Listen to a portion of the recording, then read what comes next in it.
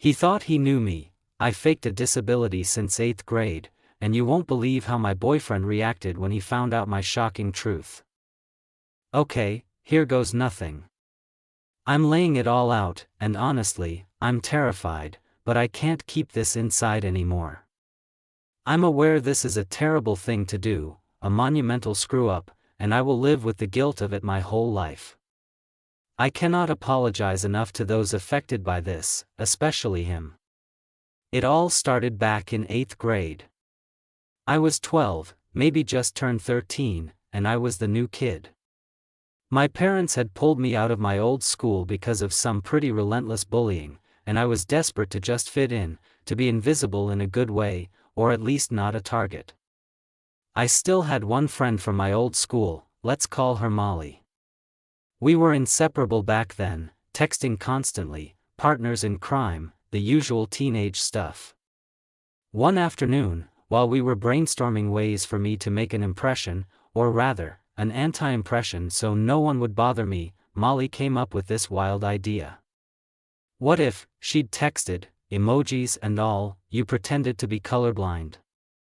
Like, totally colorblind? We giggled about it, thinking it was just a silly prank, something to whisper about. We decided it would be easiest for me to pretend to see in just black and white, which I'm pretty certain now isn't even how achromatopsia fully works for everyone, mainly so I wouldn't get stumped if people tried to test me with specific color confusions. It felt like a secret agent mission, a game. The problem was, I was apparently a pretty convincing little actress. Too convincing. No one ever questioned it. Teachers made accommodations, kids would describe colors to me, and I'd nod along, a knot of anxiety tightening in my stomach with every passing day. It became my thing. The colorblind girl. Molly and I high-fived virtually over our success, but then things went south with her. She did something, a betrayal that cut deep, something involving a mutual crush and a lot of lies she spread about me to make herself look better. We stopped talking, and suddenly, I was alone with this massive secret. The thought of coming clean then, without Molly to back me up and say, yeah, it was our silly idea, felt impossible. I imagined everyone turning on me, the ridicule, the anger. So, I clammed up. The lie became my shield, but also my prison. High school started, and the lie just continued. I made a whole new group of friends, amazing people who I genuinely loved, and they all knew I was colorblind. It was part of my identity, woven into the fabric of how people saw me. There were close calls, of course. Art class was a nightmare. I'd feign confusion or rely on friends to pick out grays for me.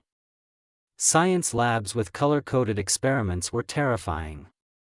Once, a guy I had a crush on tried to describe a sunset to me, and I remember feeling this wave of shame so profound it almost made me confess on the spot. But I didn't. The fear was always stronger.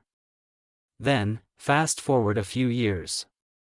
I'm on a dating app, not expecting much, and I match with him. My boyfriend. From the first date, he was just everything. Kind, funny, intelligent, and he looked at me in a way that made me feel seen, truly seen, or so I thought. We clicked instantly. We've been together for 2 years now, and they have been the happiest, most stable years of my life. We've never had a real fight, just those silly debates about whether Spongebob's pineapple is a duplex or if pineapple belongs on pizza. I love him more than words can say. I see my whole future with him, the house, the dog, maybe even kids one day. But there's this colossal, ugly shadow hanging over us, over me, and it's entirely my fault. The lie. When we started getting serious, about 6 months in, he met my best friend from high school, Sarah. We were all out for dinner, and somehow, my colorblindness came up in conversation. Sarah, bless her, started recounting some anecdote from high school where my condition played a role. I saw my boyfriend look at me with such sympathy, such care. And in that moment, with both my best friend and the man I was falling deeply in love with right there, I had a choice. I could have stopped it, laughed it off nervously, and said, "Guys, there's something I need to tell you." But I choked. I froze. Instead of coming clean to Sarah after all those years, and to him at the start of something beautiful, I doubled down. I smiled weakly and played along. The guilt from that night still eats me alive. It felt like a betrayal of a different kind, a deeper kind. It wasn't just a silly school prank anymore, it was a conscious deception of the person I loved. His family knows too. They're wonderful, warm people who have welcomed me with open arms. His mom once bought me a special set of grayscale art prints because she thought I'd appreciate them more. The kindness stings, because it's built on a falsehood. I feel like I've done the equivalent of cheating on him by lying for our entire relationship. This secret is a heavy, suffocating blanket. I know I have to come clean. I want to come clean. I can't build a life, a marriage, on this. He deserves the truth, no matter how much it hurts him, or me. I'm not scared he'll figure it out, I want him to know. I just don't know how to detonate this bomb without obliterating everything. Then, out of nowhere, Molly reappeared. I hadn't seen or heard from her in nearly a decade. I was at a coffee shop with my boyfriend, laughing about something, when I saw her walk in. Our eyes met, and there was this flicker of recognition, followed by a calculating look on her face that I remembered all too well. A few days later, she bumped into me when I was alone. She was different, harder, and seemed to be struggling. After some awkward small talk, she got to the point. She hinted that she remembered our little secret from 8th grade and casually mentioned how much my boyfriend and his seemingly well-off family would hate to find out I'd built my life on such a deception. She didn't explicitly ask for money, not then, but the implication was crystal clear. Her silence had a price. I was spiraling. The guilt was now mixed with genuine fear of exposure and blackmail. A few weeks later, we were at my boyfriend's parents' house for Sunday dinner. His mom was excitedly showing me some new abstract paintings she was considering for the exhibition, asking for my monochromatic take on them. I was spouting the usual nonsense about appreciating texture and form, feeling like a complete fraud, when I clumsily knocked over a tray of her incredibly vibrant, expensive pastels. They scattered everywhere, a riot of color I wasn't supposed to fully perceive. My immediate, unthinking instinct was to start grouping them, the blues with the blues, the reds with the reds. I even muttered, "Oh no, the cerulean one is broken," before I could stop myself. I froze, my blood turning to ice. My boyfriend's younger sister, who is incredibly sharp and misses nothing, was watching me with a very strange, thoughtful expression. I quickly tried to cover, laughing it off, saying, "Oh, I just mean the light one, or what I assume is light," but the damage felt done. Her gaze lingered a moment too long. That night, I couldn't sleep. Between Molly's veiled threats, the art exhibition, and the near slip-up with the pastels, I knew I was on borrowed time. I had to tell him. The next day, I was a wreck, but I was determined. I waited until we were home, in the quiet of our living room. My voice was shaking so much I could barely speak.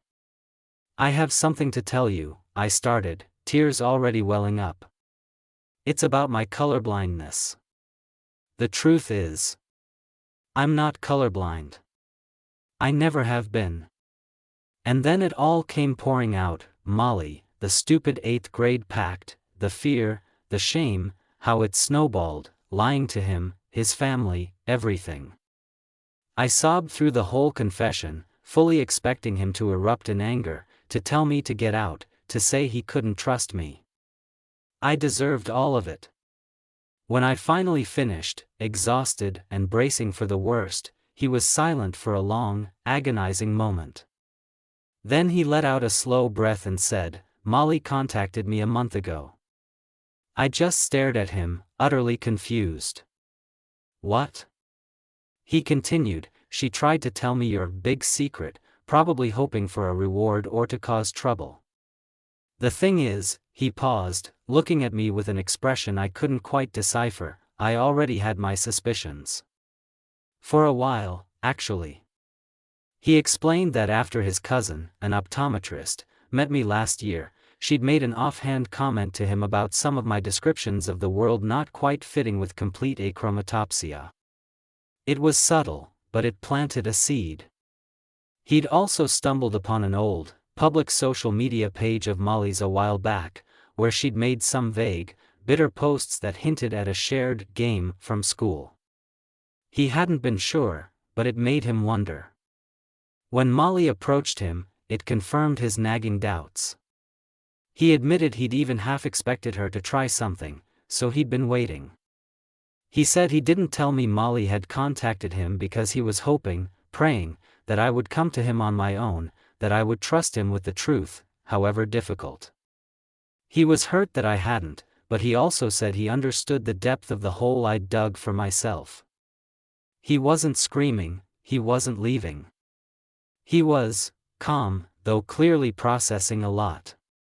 He confessed he'd even told Molly to get lost and that if she bothered me again, he'd involve the police. The relief that washed over me was so immense it almost buckled my knees, but it was quickly followed by a new wave of complexity. He knew. He'd suspected. He'd even dealt with Molly. We talked for hours that night, truly talked. It wasn't an instant fix, and there's still a lot to work through, especially with his family and the now cancelled monochromatic art feature. But the biggest, ugliest secret is out. And he's still here. It's a strange, raw, and new beginning, but it's an honest one, and for the first time in what feels like forever, I can actually breathe.